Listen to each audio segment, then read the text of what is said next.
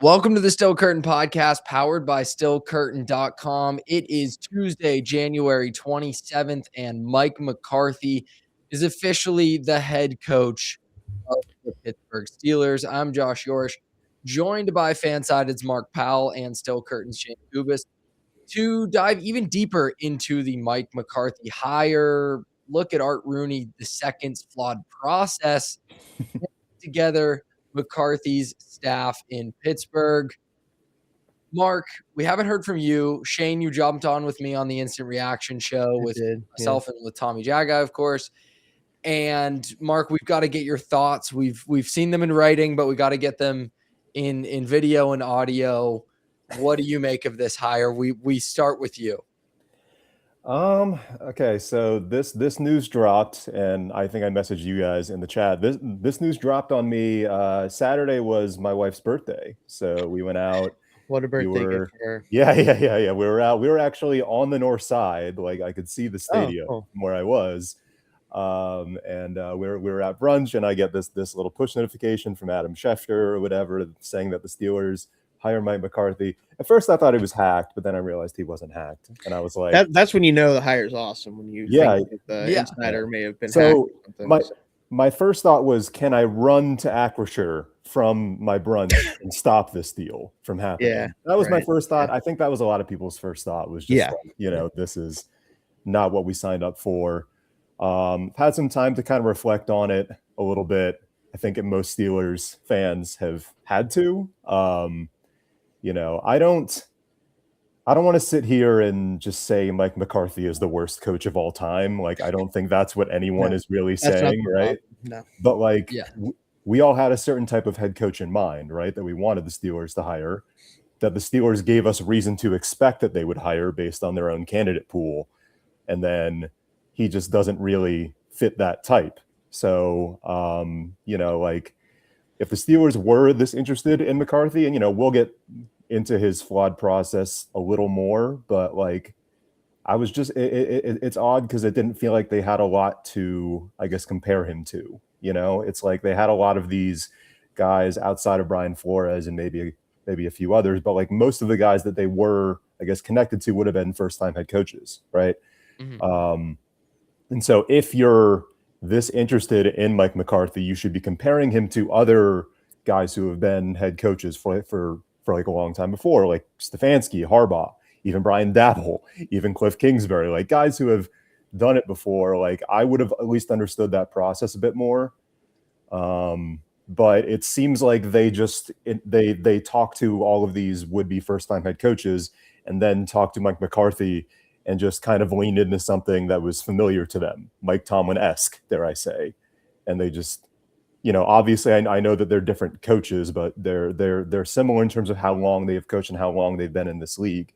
And so they just kind of hired him on the spot because it seemed kind of familiar to them. So to me, this kind of sorry to go on a tangent, but no, you didn't get a chance yet. So you didn't get a chance yet. Yeah, I've had this stuck in my head for the better part of 3 or 4 days here.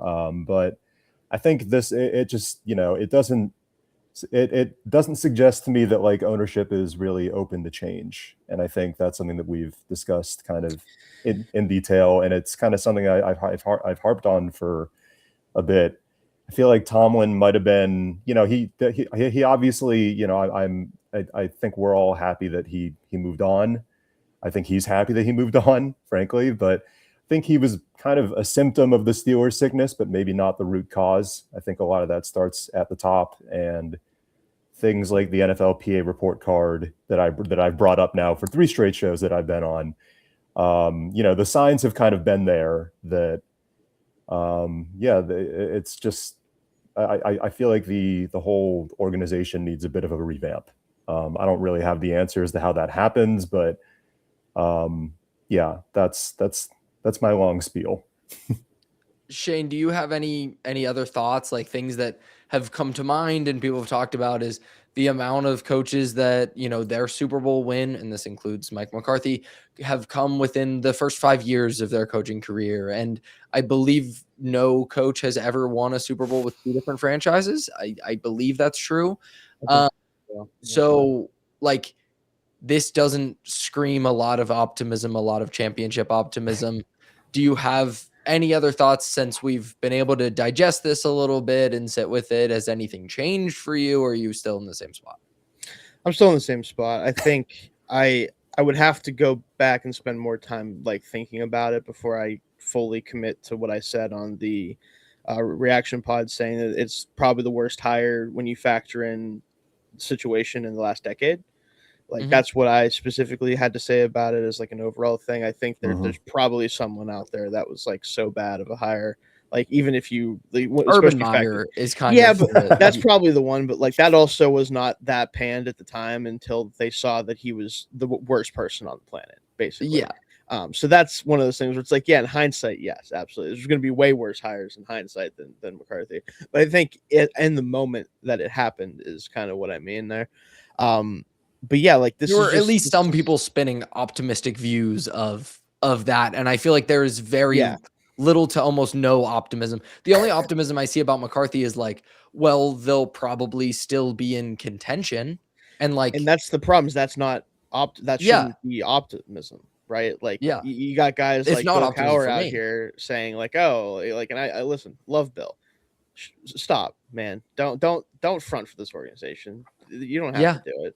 This is a bad hire for the situation. He's given enough to the organization. Yeah, he does not need to be a front. Yeah, he certainly does. Maybe again, I'm sure he thinks that, but he's also a coach, right? And I think that they have different thoughts on this type of thing. Yeah. But realistically, like this is a hire that is pretty clearly, especially after, and we'll talk about some of the comments that we have come out since this hiring. This was a move made by an owner who is more fearful of losing 10 games than he is of never winning a Super Bowl. That's what it comes down to. Right, is he would rather win 8, 9, 10 games, assured, give himself the best chance to do that, than he would have even the thought of a 12-loss season, or having to rebuild the team, or having to, as we found out, potentially build out an actual coaching staff that's like modern. He's more afraid of those things than he is of this team never actually being in Super Bowl contention again while he's the owner. And I think that is about as clear as day now. And for anyone who didn't think that before, I tell you, look at what just happened and tell me that I'm wrong about that. Yeah. So I think that's a good pivot point to exactly. the odd press tour that Art Rooney II has kind of been on with some interviews. Obviously the Jerry Dulac interview. It has seemed like a response to the pushback. To me, it didn't feel like this was always the plan, that they were going to make this hire and then Art Rooney II was going to give multiple interviews and be this very front-facing voice of the organization in this moment. It, especially some of his answers that were, kind of to the social media blowback and him like not interested in that, felt very aware of the situation that he created with this hire.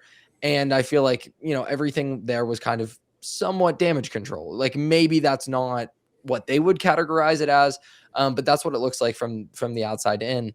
I have a favorite quote that I think is crazy from this, but where is the jumping off point for either of you from Rooney's multiple interviews and the comments that he's made? I'll let you start here, Mark, because you haven't gotten to talk too much about it yet. I mean, the Will Howard stuff is tough to deny. You jumped the shark there with me. I was holding the Will Howard. I know. The layups of wanting to contend every year, but there's a lot, man. But like, and like that stuff isn't great to hear either. But like, talking about your 5th round quarterback, right? Sixth. It's worse. 6th round quarterback. Like he's like you're building the franchise around him. Maybe I'm overstepping there, but that like to me, it sounded like Will Howard was like the selling point for Mike McCarthy to come here.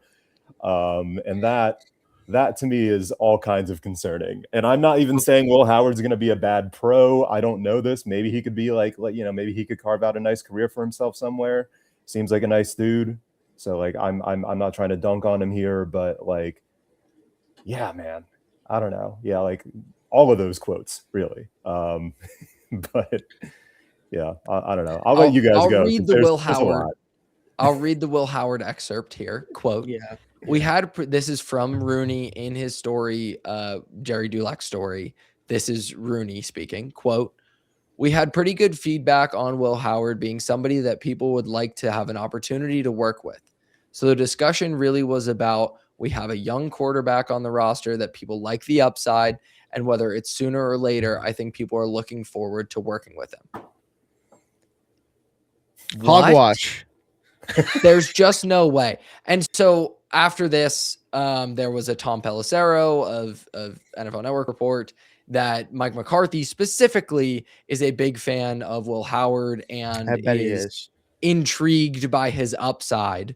My response to that, and Shayne, I'll cede the floor to you, is he's lying, because he's lied in these things before, and he's lying to you to get the job, because that's what he did in Dallas. Shayne, the floor is yours.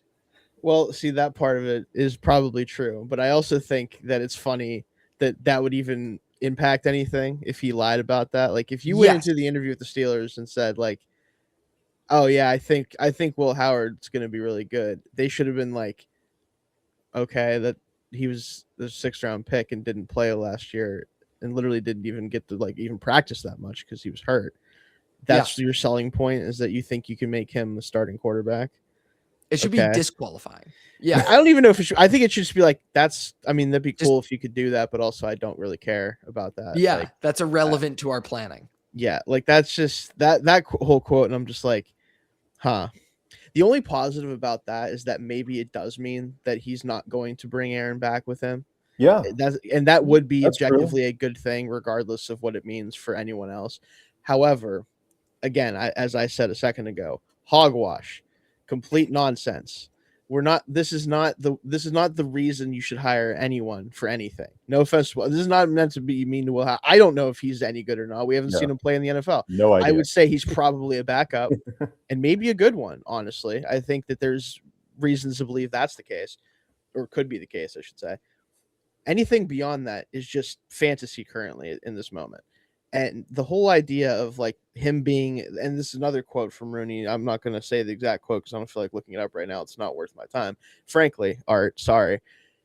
The idea of McCarthy being the quarterback developer and that being a big part of why he's being brought in here is completely ridiculous. Not only because who knows if you're even going to find a quarterback that's worth developing over the time that he's coaching for this team, but even if you did, there's no actual evidence in his coaching history, specifically as a head coach, at least, that he's developed any quarterback for anything at all. You cannot tell me that Aaron Rodgers' success is based on Mike McCarthy being his coach. He won one Super Bowl with Aaron Rodgers against this team that he's about to be coaching, obviously, with the Steelers. And every other opportunity they had to win the Super Bowl, something messed up. The same way something messed up every time the Cowboys made the playoffs with him as head coach with Dak Prescott. Not as good as Aaron Rodgers. I'm not going to say like you had to win a Super Bowl with Dak Prescott or your failure, but there always something happened in the playoffs with him. From that 2010 Super Bowl on, something always went wrong for him in the playoffs. And sometimes disastrously. Exactly, disastrously. I think about the Ezekiel Elliott weird like center play. I think of Dak like inexplicably sliding down with like no time left on a run. Yeah, on the QB draw. And they couldn't do anything, like stuff like that, right? The fact that he was able to sell them on being a quarterback developer. Who did he develop a quarterback? Can you guys name someone who wasn't already clearly either going to be or was a top 10 player at his position, which Dak like arguably was during his time with McCarthy? I don't know anybody. Cooper Rush. No, I'm kidding. Tell that to the Ravens this past year. They had to go get Stu Huntley for like the 50th time in his career because of that guy. So I mean, he got a much better year out of Cooper Rush than anyone else has. Hey, But that to me speaks to like he's a pretty good play caller and like offensive mind. Yeah, he's a good offensive play. Yeah. Like I think he's fine as an offensive play caller. It's the development question that I'm like, what can he really tell someone for real that he's like, who can he say he's developed actually without being like, oh no, that guy was really good already, Mike, I'm sorry. Like, I don't know if I'm pretty sure Aaron Rodgers been all right, probably, if you were the coach of the team. Yeah, like he was the head coach for Rodgers' first year as a starter, but not first year in the league. Right. So he took over in Favre's final year in Green Bay, or penultimate year. It was either the final year or the year before that. Actually, but I want to say it was the final year. Was it 2005? Might have been. I think it was 2007. Okay. Yeah. And so he was the head coach. I agree with you. He was the head coach for Aaron Rodgers. Upstart his emergence. Mm-hmm. I also agree that Aaron Rodgers is pretty coaching agnostic in that sense. Probably. Like he was gonna figure it out. I don't know. I don't even disagree. Like, I don't even mean to say like he definitely cannot do it. And I don't think that's what you're saying either. No. It's just that we don't really have proof of there's no way to know that based on like you could try to argue differently, but like with what? Yeah. Dak was already established as a starter for several years before McCarthy got there. You could say he made him a better player potentially, but that's not developing a player. That's putting him in a better position to succeed. Those are different things. Like Will Howard isn't suddenly going to become like the next top 5 quarterback in the NFL just because Mike McCarthy's coaching him. He's either going to be bad or good because he's bad or good, and then he's just going to help him be slightly better. Maybe that's what this is. So anyway, I mean, good, Mike. There are no Dak Prescotts in free agency or on the trade market really this offseason. So like, I don't think so. Yeah. So like, sure, maybe he can help make a good quarterback better, but the Steelers don't even have one of those. I will say I give Mike McCarthy some credit for honestly knowing his audience.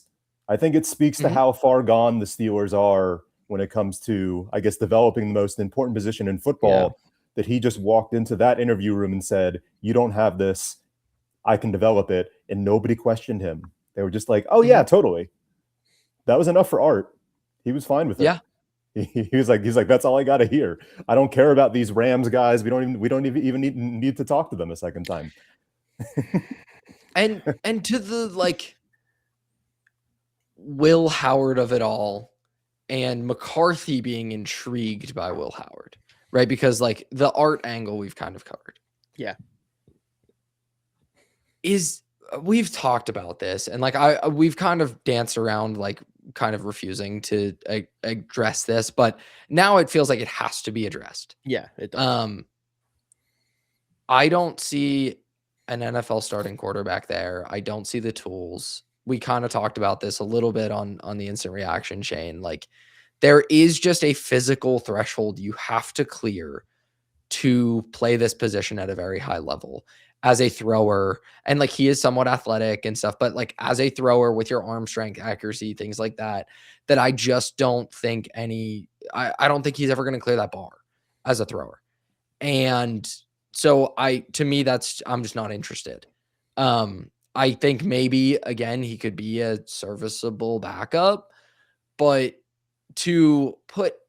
for McCarthy to be intrigued by the upside, Will Howard is like the least upside quarterback ever. He's so much a finished product. 5 years in college. He started from his freshman year at Kansas State. He goes to Ohio State, gets all these weapons, wins a national championship. Yeah, he was really good. He got better than he was at Kansas State, and I thought he was a good quarterback there. But like, to say there are all these tools, or like, this isn't Anthony Richardson where you're like just intrigued by the project, this is a dude who is pretty mature, pretty old, kind of is what he is. And maybe that's okay. Maybe I don't think there's any world in which that's Brock Purdy, but like, that's your best case outcome. And even Brock Purdy is not like some crazy upside guy. He's just an elite processor and has absolutely no fear of throwing over the middle of the field. And that works for Kyle Shanahan's offense. So like, there's just a bar he's never going to clear for me. And the fact that we're having this conversation, I'm fine with him starting for a year, because I think it means the Steelers will be bad. And I think that's the best thing for the Steelers. Correct, but this is just like an absurd place we've got ourselves into, where the owner and the head coach are apparently infatuated with a 6th-round quarterback. Yeah, I will say, I think, I mean, and this isn't even to say Will Howard will be like really bad, but to me, this kind of has to be a lie. It's like Mike McCarthy is intrigued by what? He hasn't played a single snap in the preseason at all. Like, you're intrigued by his last year at OSU. What do you mean? Yeah, he's gotten injured since then. Like, he could not be the same player. Like, I guess there's training camp tape maybe that like he got his hands on, but like where is this intrigue, I guess, coming from? Also, to me, like, this puts unnecessary pressure on Will Howard. Like, I don't think it's a good thing for Will Howard. I think Will Howard needs to like enter camp next year with like, I need to play well to save my spot on this team kind of pressure. I don't think he needs to enter this year as like, I have a chance to start. Oh, this head coach only got the job because he was intrigued by me. Like, this is his Mason Rudolph. We had a 1st-round grade on Mason Rudolph. That's kind of ridiculous. Like, it's bad for Will Howard too, honestly. Yeah, I think, again, I do feel kind of bad at this point, because I do feel like Will Howard's about to get a lot more attention than Will Howard probably should be getting. Yeah. And I think that's, again, not necessarily good for him. I feel bad also because I actually had like a slightly higher draft grade than 6th round on him. I had him as a 4th-round player in a weak quarterback class. Like, I felt like he was a like typical, like, this is a backup that you can put in there and has a little bit of juice as a runner. He's big. He can do some of that type of stuff to help raise the floor of the offense if he has to come in. But again, the overall tool set is just not very good. And I think as a thrower, he is limited in a lot of ways, I think, despite being a bigger quarterback. I do think if you were someone who wants to be on the Will Howard train, you should go back and watch the playoff run. That's when he looked like that like mid-round quarterback prospect. Prior to that, he was just like clearly riding the train that was the Ohio State team that year. It's just full steam ahead with him, just kind of guiding the ship as best he could. He really started to take over as like a true part of that team during that playoff stretch, which you could argue best time to be doing that if you're going to do it. But I don't think that tape either is good enough where I'd be like, oh yeah, that's the guy who should be getting a chance to start in the NFL necessarily. Like, outside of a situation like this, where who else is going to do it? Yeah. And once again, like, throwing passes, sorry, Mark, to Jeremiah Smith, who will be like a top 5 pick, to Emeka Egbuka, who was a 1st-rounder and like looked like the offensive rookie of the year for most of the season, and Carnell Tate, who will be a 1st-rounder, maybe top 10 pick this year. And in the backfield with him, he had Quinshon Judkins and Travion Henderson, two day 2 picks, and the 2 of the best rookie running backs in this class. Like, it was, and yes, he played well. Like, there's this one seam ball I'm thinking of right now to Smith that like was a really impressive throw. Like, he has some good touch on that downfield stuff. Like, there's some stuff there, but deep outside the numbers, I don't see it. I don't see the flexibility to be able to like change arm angles and change release, like things like that you need to be able to do to succeed. It's just, I don't know. It's go ahead, Mark. Yeah. I was just going to say, what I do like about this, if they actually follow through and give him an opportunity, is that like it'll just play itself out. Like, I'm tired of talking about whether Will Howard's the guy. We get Will Howard questions every podcast. We do. I'm pretty sure every Steelers podcast gets Will Howard questions all the time. And it's just like, it would just be nice if, sure, give him a chance. Like, let Aaron go and see if Will Howard can be that guy. I mean, at the very worst, give him like some starting preseason snaps, see how he plays. Because right now we have no idea, because he hasn't, he just hasn't had the snaps. That's not even on him. But yeah, the idea that Steelers fans know something that like even Mike Tomlin's coaching staff was missing with Will Howard, I find hard to believe. Like, NFL coaches are very good at this. NFL talent, NFL talent evaluators usually, most of the time they don't miss this hard. Like, to miss this hard on Will Howard and say he's actually a franchise quarterback, but he went in the 6th round. That's literally Tom Brady. Like, I just like, or Brock Purdy. Like, And even that, I still think Purdy only really succeeds in San Francisco. But that's So I think he elevates San Francisco beyond like Jimmy G and those other guys.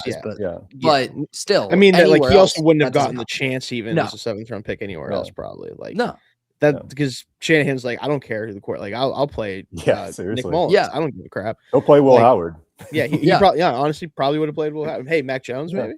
Question. Yeah. Anyway, seriously, give him some run then. If Mike really feels this way, and ownership really feels this way, I dare you to do it, Mike. No, do it. Seriously, do it because what it sounded like to me was like Art knowing how the fan base feels about Will Howard and just throwing his name in there to try and smooth this over, being like, "Oh well, did you consider this about our terrible coaching hire?" He likes Will. He likes you Will. Like Will, oh don't you guys?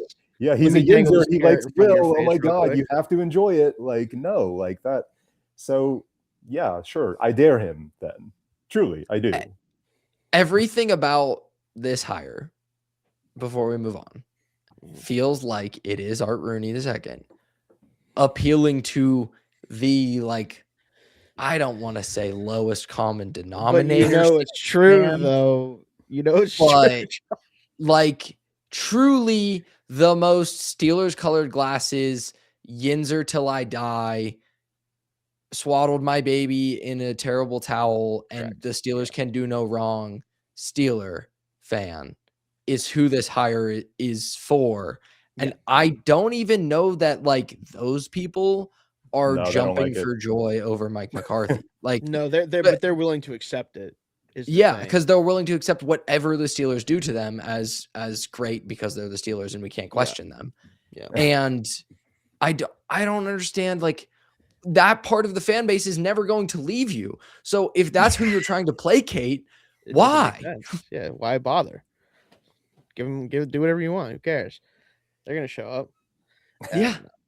I just think the idea in general, quick before we move on, that like it feels like, at least to me, like obviously this is from just an outward thought on what Rooney's been doing. It feels like he thinks that if they lose like 12 games, that the fan base will literally just disappear off the face of the earth. And instead of like trying to like, well, what if I actually try to create more fans by making a team that has upside or might be good eventually? He's like, well, if I just keep this team okay, people are going to keep showing up and they're going to keep buying the shirts and the helmets and everything else. And it's like, Art, they're going to buy that regardless. Seriously. You're the Steelers. Yeah. Haven't you been around the whole time? Just look at the Cowboys brand. Seriously. Even the Pirates make money, Josh. Yeah. They're not any good either. They make That's what money. I mean. Clearly they do, or else money wouldn't be there. Like, I just, again, like if that is even a thought in his head of like, well, we can't possibly lose because what will the fans think? You don't care what they think anyway, clearly, because you just did this. They clearly didn't want this. You're finding that out right now. And I'm pretty sure you knew it before you did it too. I don't know. Whatever. So, to further dig into his process and reporting on this process, Andrew Filipponi, my friend from 93.7 The Fan. Our friend from my days as a producer there and an intern there. But I will admit, Mr. Filipponi has been known to be not the most reliable source at times about the Steelers. So I lovingly say this word lightly, reported that Chris Shula, quote, bombed his virtual interview with the Steelers. And, he had a little more to say. The sources were telling him that it was so bad, they just weren't interested in having an in-person interview with Shula after the Rams, NFC Championship game. And obviously this kind of corroborates what Art said, that they interviewed Anthony Weaver, Brian Flores, and Mike McCarthy, correct? That's the list. Yeah, those are the three. And in person, they felt good enough that McCarthy was their guy. So they figured, we're not going to waste any more time. We're going to hire him on Saturday because he's our guy. Do we lend much credence to this? 2, if it's true, does this sort of vindicate the process a little bit more? I'll let you go, Mark. Okay. First, I could see this being true. I actually could, but not necessarily for what it doesn't mean that Shula is a bad head coaching candidate. I think if anything, it probably speaks more once again to the Steelers interview process. Yeah, I mean, I don't think they're as bad as the Browns are at this by any means.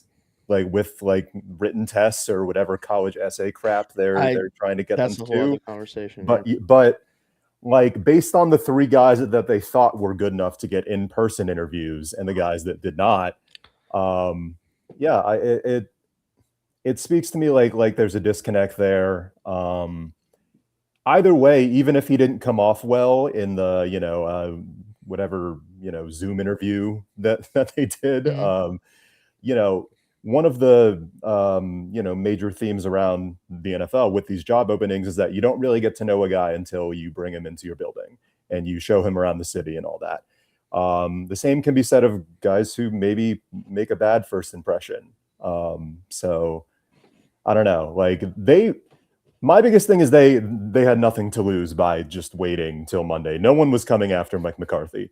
If they brought those guys into town and they bombed again, then Mike McCarthy would have been there as a backup plan, and I'd have nothing to say. But the issue, once again, kind of going back, I would have things to say. I would still have. Well, I'd have things to say, but I would have less. But I take your point. Yeah, I would have less things to say. The issue to me is that they didn't get that second interview, and I find it hard to believe that they bombed that badly to the point where the rest of the league would view it as a bad interview. I think the Steelers viewed it as a bad interview because of what Art was looking for. Yeah, that's honestly, that's what I was going to get into, Mark. So I'm glad you said that. I think if he bombed the interview, it wasn't like, oh, he was terrible as an interviewer in general, or that he didn't know what he was talking about, or any of the things that you associate with hearing bombed an interview. He was like, yeah, I want to do this on defense, and I want to hire these guys, and I want to build out this modern big staff of guys who I think would really be helpful, like Sean McVay's done, and this and that. And Art was like, no, sir. Yeah. Don't want none of that going on here. Exactly. Not a single bit of that. What's a passing game coordinator? Never heard of it. I don't want to do that. So if he bombed it, that's the only thing I'm willing to currently believe happened, is that he bombed the Steelers interview and not interviews in general with other teams. I think he just said stuff that was probably really smart, but didn't sound good to Art Rooney, who doesn't want to hear any of that crap, frankly. Yeah.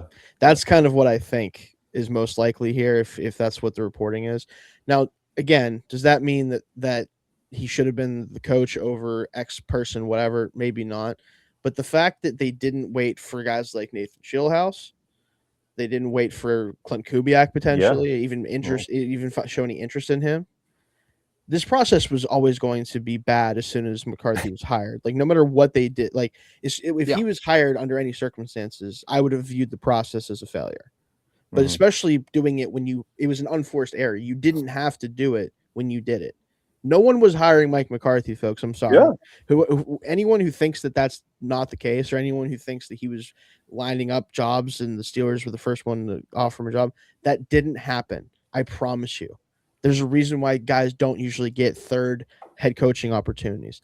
It's just usually not anything you want to do, but they are doing it. And not only are they doing it, they did it in, again, the silliest way they possibly could have. And I think that's what's kind of most frustrating for a lot of people.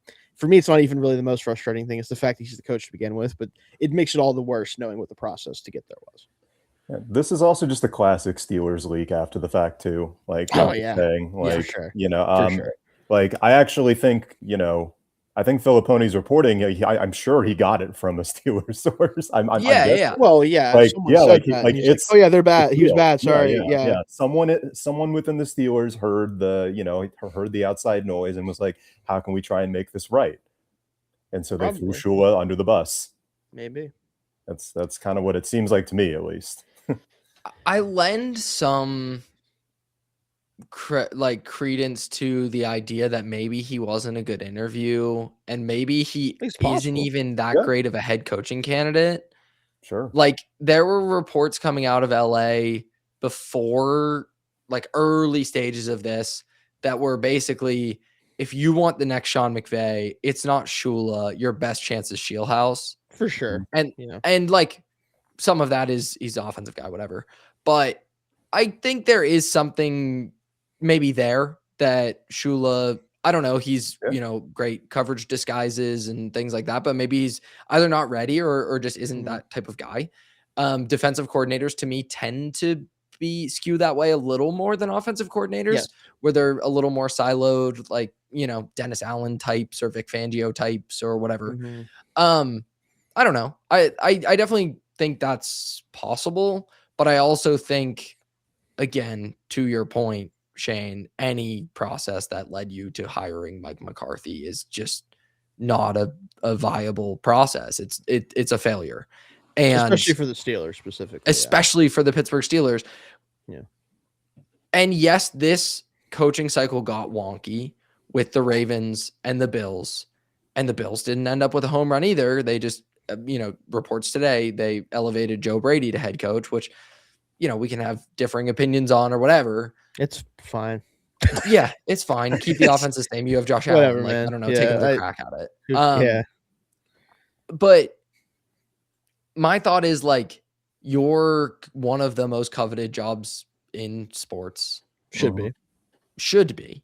From the stability, from everything, you in almost all cases are going to get your guy. And even if McCarthy was maybe getting another offer, he would probably wait for this job. Like, and that wasn't happening. Bill Belichick didn't get another job. Like, retreads this, he's not that old, but like when the wheels start to fall off, the NFL kicks you to the curb pretty quick. Nobody. You end up as a senior offensive analyst really fast. Really fast. You end up in a position that sounds fake, but probably does something, but maybe doesn't really fast when you reach the point that McCarthy's at right now. And so whatever Shula's interview went like, I agree with you, Mark. Like, you still bring him here. You still bring Scheelhaase here. You bring Clint Kubiak here. You wait this out as long as you possibly can. I don't care if you miss out on the Senior Bowl. I don't care, because what matters is getting the right head coach. So yes, you'd rather do it quickly, but if it takes a little bit longer, all right, man, I'm fine with that, because you know what? Your GM is still there. Like, you have an organizational infrastructure where this thing isn't going to collapse if you don't hire a coach the next day. Everything about it is a flawed process. And that brings us to Scheelhaase is reportedly interviewing for the Cleveland head coaching opening. I believe it happened yesterday. What are our thoughts here? If that's the direction they go, do we feel like that's the direction they're going to go? It's a division rival, and potentially kind of the other woman in this situation is Scheelhaase, not just to Shula, but he's going to maybe the other woman, the Browns, because the Steelers didn't want him. I think this is an interesting situation because the reporting on the Browns head coach search has been just awesome if you're not a Browns fan. Right. It's been really interesting, to say the least. The amount of times I've seen tweets of like this head coach formally pulling their consideration for the, and I'm like, honestly, a lot of those are probably ones that like they said they're not hiring them. Like, that's usually what that actually means. It's just a better way to say it if you're that coach, saying you're withdrawing from consideration because you don't want to be you don't want to send out there like, oh yeah, they said screw off, dude, I'm not hiring you. The Browns said no. The Browns say no to you. Not good on your resume. Don't want that on your Wikipedia. Don't want that on your Twitter. No. So whatever it is with that, but it's just an abnormal amount of those with the Browns is why it's funny and admittedly easy to poke fun at. But at the end of the day, it seems to me like the more I see stuff come out, I feel like it's just going to be Jim Schwartz taking over, which is, I mean, honestly, who cares at this point? Other than Browns fans, and I'm not trying to be like Steelers, like too much of a Steelers fan right now on the Steelers podcast, but like, does it matter that much? Like, this team is so far away from knowing anything about anything. With this team. They have a Pro Bowl quarterback, dude. They do have a Pro Bowl quarterback. Oh my God! And we don't right now. How did it take till the 40-minute mark for us? I can't wait for Will Howard to be the Pro Bowl alternate in 2026. Yeah. Good Lord. But anyway. I don't know if it matters that much for the Browns, because if you do hire Scheelhaase and they give him time, then eventually he might be able to figure it out. I do think this guy is a legit head coach candidate right now. I think he'd probably be better served being an offensive coordinator that calls plays somewhere first, which, if what I've also heard about the Cardinals job, which Mike LaFleur, the current offensive coordinator for the Rams, might get, maybe he could just become the Rams, offensive coordinator. And he wouldn't call plays, obviously, but he would be more involved than I'm sure he is now. But I think that would be the best route for him. But if it is Scheelhaase, I would be, obviously a little bit worried about that, because I do think pretty highly of him. But it is the Browns at the end of the day. I'm sure he'll be fine and they won't be, and then he'll be coaching somewhere else in 5 years. Yeah. I'm curious if they've made any changes to their head coaching interview process since some of those. I don't think so. Doesn't sound like I can't imagine. They're very stuck in their ways. I feel like they wanted Grant Udinsky, and then he backed out, and so they just pivoted to Scheelhaase. That's kind of what it seems like. I understand why their process is thorough, because it does seem like if they hire one of these young guys, like it's going to be an extra long leash, or at least you hope so. Yeah, like that's what they're aiming for, because the offense is such a mess. But the way they've gone about it has been pretty horrible. And I don't think Scheelhaase needs Cleveland. He could wait a year and I think have the same sorts of options. That's what I'm saying. He could wait a year and probably have better options. I'm not too worried about it, because I think no matter who the coach is, to a certain extent, they're always set up for failure in Cleveland. Honestly, it could does it really matter? And honestly, if you haven't been a head coach before, going to Cleveland sounds really terrifying to me, because Haslam is going to pull the plug on you before he should and make terrible decisions. And I don't really see a way out for any young Browns head coach. So it'll probably be Schwartz, probably. But it does not work, because I think they're in a position where the only head coaches they can really get are ones that are absolutely not going to get a head coaching job somewhere else and desperately want it. And I don't think Scheelhaase is to that point. I agree with you, Shane. I think he would be better served to get a play calling OC job and, bide his time a little bit before he becomes ultimately a head coach. And could that play calling OC job be in Pittsburgh, Pennsylvania with the Pittsburgh Steelers? Because we still have this dream of a super staff that is continually being floated out there, that, they're going to get Scheelhaase and Weaver and all these guys. And it looks like that's probably not going to be the case. But what are the thoughts on this pipe dream before we pivot to who are the actual candidates? The Scheelhaase thing of it all is so ridiculous that it's almost like, why are we even discussing this?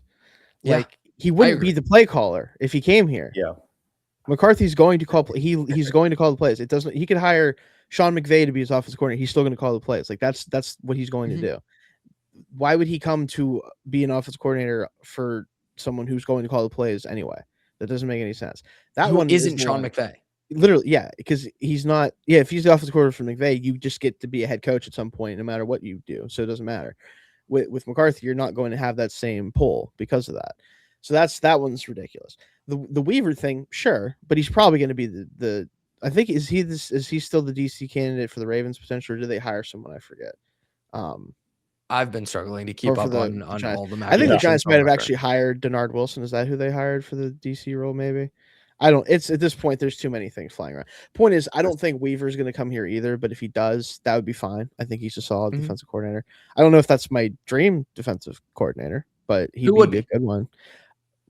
That's a good question. I think Al Harris from the Bears, the DB coach for them right now. He was with McCarthy for a long time in Dallas too. That connection's been made. I think that makes a lot of sense. He's definitely fits the Steelers' mantra of getting turnovers. His defenses always intercept the hell out of the football.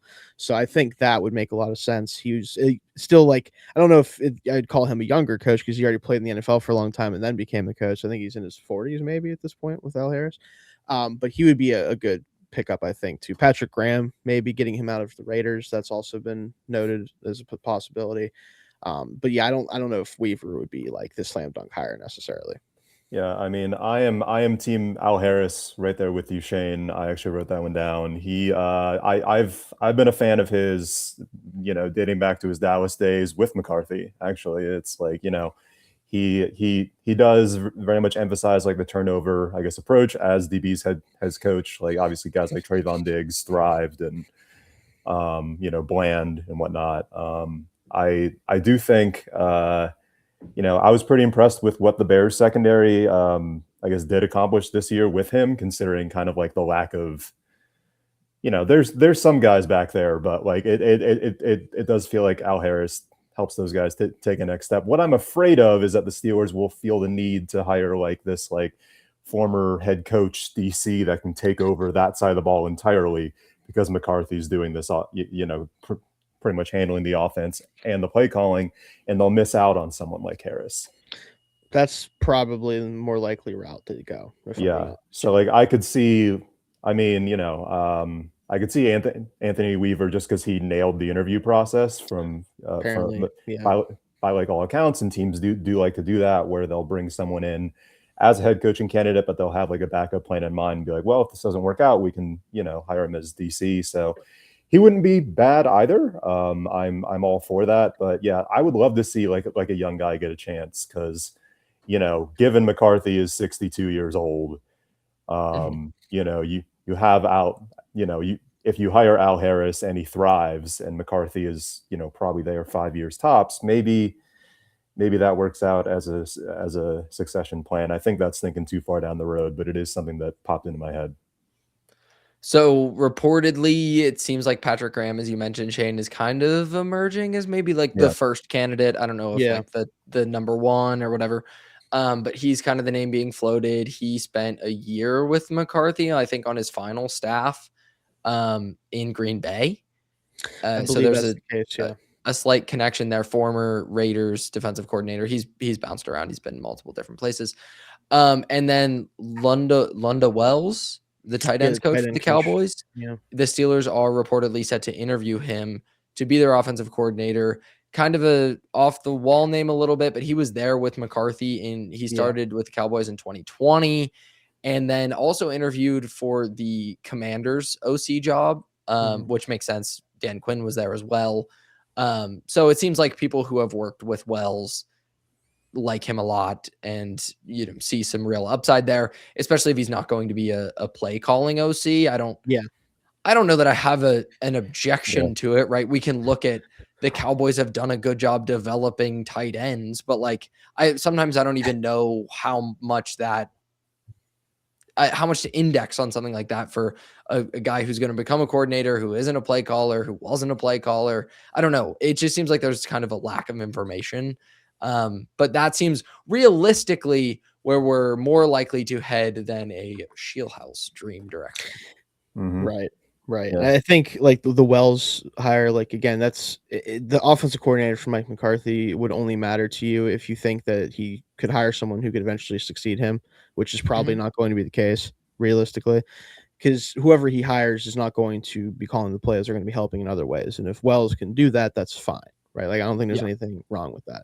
Again, Patrick Graham, I think, is a good defensive coordinator. I think he's obviously dealt with a lot of issues coaching the Raiders because it's the Raiders. Yeah. And that's what happens when you coach the Raiders. Issues happen, as we saw from this past season. But I do think he's a solid choice as well. I did want to throw out, and this is not like, this isn't a serious coaching staff that's probably possible or maybe would be good overall. But I had to do it because it made me laugh too hard. I'm just going to be honest with you. This is sort of a little fun segment for me here. I decided to see if I could find a realistic-ish way to make the McSteelers. And when I say the McSteelers, I mean coordinators and head coach that are mix something. And that's what I decided to do. So we obviously have Mike McCarthy already in place. If you wanted to do it, I think he's going to take a year off, but DC Sean McDermott coming in would be really cool. Actually, like, legitimately may be a good hire for him and for the Steelers. Yeah. And then I was looking for OC candidates that were realistic, and I was like, hey, what's Josh McCown doing right now with the Vikings? So you hire him over from the Vikings, good offensive system, might actually be stuff he can learn, McCarthy being. probably wouldn't care what McCown had to say because it's Mike McCarthy, but whatever. I think that would be like not a staff that's going to happen, but it'd be pretty funny, in my opinion. That would definitely start. Yeah, there you go. Like we would have the mixed deal. Like that would be the headline every time. The mixed Steelers are at it again. Every time they win, I'd be throwing that in articles. Seriously. Probably. Give me a Happy Meal. Exactly. They could partner with. I don't know. Yeah. Well, this podcast brought to you by. Yeah, exactly. The mixed Steelers. Yeah. I don't know much about Linda Wells. I tried to kind of learn up on him a little bit. To your point, Shayne, with like Mike McCarthy there, the OC or the assistants under him, they're kind of, passing game coordinator, running game coordinator-esque, where they can kind of take some of those offensive responsibilities away from him so that you can focus on play calling. I think that's fantastic. If they had Linda Wells, I would really hope that they then brought back Eddie Faulkner as well for the run game. I think would be nice. I think everyone kind of universally wants that. I know Jaylen Warren wants it. Yeah, at least on the offensive coaching staff. So assuming that the OC isn't like super run game focused, I guess. It'd be nice to have Faulkner back in the fold too, so that they can kind of, be tag team that a little bit. Shayne, do you have any other position coaches like, filling out the rest of this staff, a what now perspective on, guys you think could be possible, whatever, however you want to attack it? I think realistically, it's kind of hard to say because I don't know what positions the Steelers are going to even have available to hire because again they're very weird about their coaching staff compared to most teams. If they were to bring in any sort of weird or cheap game, well, sure, yes. Someone had to say it. Correct. I'm going to say yes to on both accounts there. But if they were going to allow him to have like some sort of like passing game adjacent like specialist of some kind, like Scott Tolzien, who I believe is the quarterback coach right now for I think maybe still the Cowboys. I have to double check that. He was former quarterback for I think mostly the Colts in the NFL and Green Bay as well, which maybe had overlap with McCarthy if I'm not mistaken. While he was in Green Bay, there's Chase Hazlitt is the tight ends coach for the Saints currently. He was a passing game specialist coach in 2024 for the Cowboys, and McCarthy was still there. Guys like that could definitely be brought over for some sort of offensive role. I just don't know again like what they would necessarily be with this team. It's kind of hard to say what the Steelers are going to allow him to do there. But guys like that definitely came to mind as far as on the offensive side of the ball. Mm-hmm. Yeah. Hear me out. Aaron Rodgers, passing game coordinator. No. No. Hard pass. Quick screen. Anyway. Kenneth Gainwell, where are you at? Yeah, I find it hard to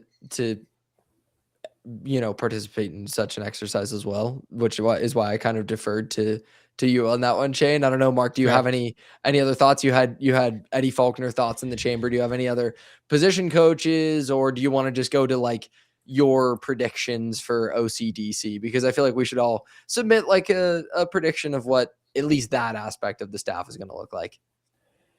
Yeah. Has Jim Leonard been hired yet? I don't think so. Did I miss that one? Would that be great? I don't think he has. No. Yeah. So that's that along with Harris and maybe Weaver/Graham is four DC names I think I'd want pretty much above any others I've heard. Granted, I haven't heard a ton yet, but those four kind of stand out to me with Packers/McCarthy ties. Feel like they're kind of like a phone call away of at least being interviewed. OC is I feel like less important, but definitely I'll be interested to see what they do kind of universally, especially if they add jobs on the coaching staff. I do think that at least would be my biggest fear when they hired McCarthy was that they kind of just got, they took the safe way out. McCarthy didn't ask the tough questions, and therefore they're just going to keep kind of being this like cheap franchise or very cheaply run franchise that isn't going to upgrade things like the facilities and the weight rooms and the training staff or adding, very important assistant coaches. So I would hope that McCarthy at least challenges them in that aspect. So that's what I'm most intrigued by, that and DC. But outside of that, it's all noise until we see it on the field. Yeah, there is one thing I wanted to mention just because it was recently reported. Carl Dunbar, the defensive line coach for the Steelers for the past 8 years, is not going to be retained on the staff, so they do need to replace that. One name to watch there could be Greg Ellis, a former Cowboys player and now assistant defensive line coach for Dallas, starting in 2024 is when he started that role. So I could see him maybe being a candidate to replace someone like Dunbar. So. Yeah, again, like it's so early. The early connections are Wells and Graham, and to me, like they took the easy way out with the head coaching hire. Like, why would they not kind of just do that with this and go with those like early names that are rumored? And that would be my prediction on this. My dream staff, whatever like that would be. Harris is interesting to me, right? Yeah. Defensive coordinator. I don't know. It's frustrating because I had dreams of a different head coach. So it's it's hard to get into it. Yeah. It's hard to pivot into like, well, if they get this defensive coordinator, could they win 10 games instead of 9? Like we're doing the same thing. We're doing the thing. I don't know. I hope they pick something bad and then they get bad and then they lose a lot of games and then we can do another head coaching search, a real one this time, and get a quarterback. That's Josh's official position. Whoever they hire, I hope is bad. Yeah. The worst hire is Josh's. That's where we're at. And I think the whole like best case, worst case scenario of it all, which like it's really hard to have that conversation with the Steelers for the maybe the best case is worst case. That's what I'm saying. You can make that argument, but I was like, for so long, it's been really hard to like have that conversation of like, what's the best case scenario? It's like 10-7. What's the worst case scenario? 9-8. Yeah. Who needs an offensive coordinator when you have Will Howard? That's exactly. Just let him go out there. See what happens. Yeah. See what who happens. cares? Go 60 style. Yeah. Full on Rodgers like. Just go. Mark, you're more optimistic than me. Just generally. Not by a lot. Generally speaking, though. Generally speaking. Okay. That's not a terribly high bar to clear. Yeah. Give us some optimism before we go here. Like, what is your best case scenario for this Mike McCarthy hire? We kind of talked about this a little bit on the instant reaction pod. So if you want more of Shayne and my thoughts about that, go check that out. Because we're not going to hit you over the head with them again. I just gave you a taste of kind of what that was for me. But can you leave us with a little bit of optimism for this McCarthy era? Do you have any? Oh boy. Well, let's just say I think it works into the best case and worst case scenario argument that I just mentioned. Like I think those two things are very similar. And after reading Art Rooney's comments, especially leaking that saying that Mike McCarthy had a lot of good things to say about Will Howard. Let's see it. No, seriously, like that is like that is optimism, because either one, Will Howard greatly outperforms all three of our expectations, and then it's like, okay, you have your guy. That'd be awesome. I'd be happy to eat crow. The second is he sucks. The Steelers, take at least a mini step back, maybe 6 wins instead of 8 or something, and then you're in a better position to use some of those assets that you've acquired over the last few years to trade up a little bit in what's expected to be a much better QB draft. Hopefully it actually happens this time around. I mean, there's at least going to be players in it. Because there's going to be a lot of guys who just simply have to go to the NFL. They don't have the option not to. So, like, you know, theoretically, we could always see some more. Theoretically, losses. We thought that about Drew Aller, Cade Klubnik, and Garrett Nussmeier coming into like this time last year. Like maybe but I agree. Chambliss will find a 7th year of eligibility. Yeah, I mean, I truly think it will be better. Yeah, I also don't know. I want to see some of that so-called quarterback development that Mike McCarthy bragged about in his interview. Let's see it. Maybe he does have that magic touch. But to Shayne's point, like, I think the reality in terms of how much he actually helped those quarterbacks, it's not he didn't help those quarterbacks, and it's not he made those quarterbacks Hall of Famers. It's somewhere in the middle. It's hard to quantify when you're talking about in the middle, and players of Rodgers, especially. Yeah, right. And like that's most of these so-called like QB guru head coaches. Like obviously the player has to be talented enough, to be able to, I guess, find their good traits and help develop them. But so my best case scenario is that the Steelers find their quarterback. That's the dream. But I don't think it's this year. And yeah, I just hope that they don't run it back with Aaron Rodgers. That's just what I'm crossing my fingers to avoid. Something different. Maybe it is just true that Mike Tomlin's aura was just carrying this team to 9 wins every year, and that now that he's gone, even though they hired a coach that, again, is about as close to Mike Tomlin from a resume perspective as you could possibly find in the cycle, it just won't work. And the same thing that we kind of wanted or expected to happen if they hired a young coach is going to happen anyway. And rebuild talk be damned. Art Rooney's not going to have a choice but to rebuild because the team's bad, and it'll all just kind of work out anyway. I just fear that it'll happen, and then he'll still coach the next 4 years of his contract because he doesn't want to pay him not to coach. So that's really honestly the biggest downside at this point is that part of it, but we will see.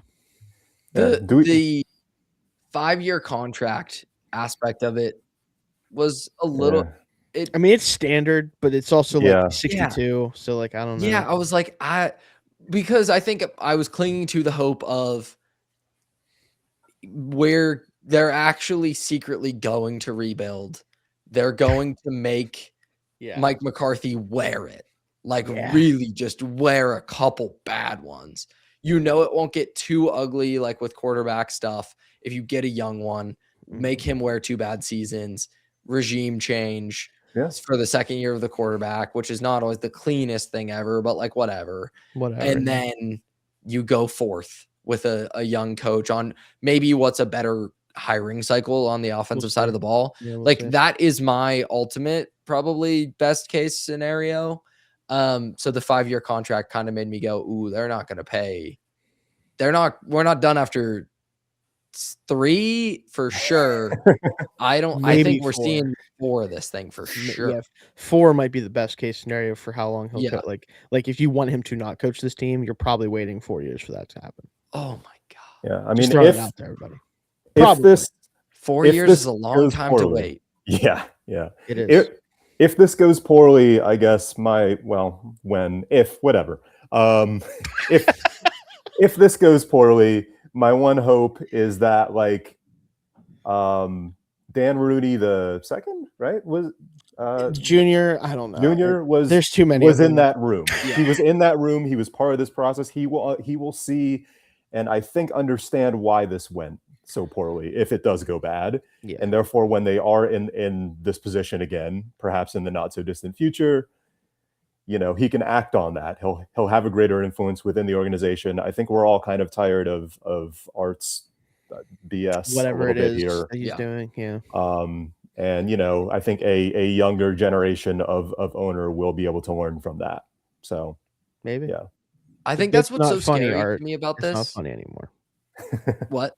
The bit is not funny anymore. No. Yeah. We can't. No. I think what's scary to me about this is the fact that I was holding close the idea that if they moved on from Mike Tomlin, you're not going to screw up a hire. You're the Steelers. Yeah. Right? Like I still had the whole thing. Yeah. I still had you're the Steelers, right? You have this institutional everything. Like you're not going to screw up this bad. Well, and that's gone now. Mm-hmm. And to me, that's a really scary place to be. So we'll help you through it. We'll hold your hand through this as we walk through these uncharted territories in the off season. So make sure you check out stillcurtain.com for all Shayne's great written content, Tommy's great written content, all their great contributors. You check out fansided.com for Mark Powell's written content and everyone's great written content there at fansided.com. We love the .com team here at Fansided, and you stay subscribed to the Still Curtain podcast, or if you aren't subscribed, you do subscribe to the Still Curtain podcast on YouTube or wherever you get your podcasts. Until next time, which will be next week for us on these recordings.